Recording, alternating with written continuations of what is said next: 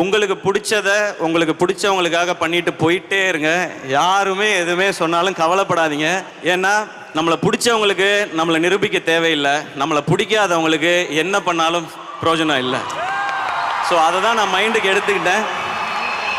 அன்னையிலேருந்து நான் எனக்கு பிடிச்ச விஷயத்த உங்களுக்கு பிடிக்கிற மாதிரி பண்ணுன்றதுக்காக மட்டுமே உழைச்சிட்ருக்கேன்.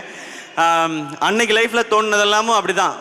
பிரச்சனைனே நம்ம சொல்லிக்கிட்டே இருக்கமே. இன்றைக்கும் நான் நிறைய பேரை பார்க்குறேன், லைஃப்பில் ஒரே ப்ராப்ளம், ஒரே டிப்ரெஷன், ஒரே பிரச்சனை அப்படின்னு சொல்லிகிட்டே இருக்காங்க.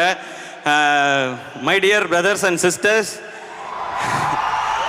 நம்ம லைஃப்பில் பிரச்சனைன்றது நம்ம மெட்ராஸ் மழை மாதிரி. நீ ப்ரிப்பேர்டாக இருக்கும்போது வராது.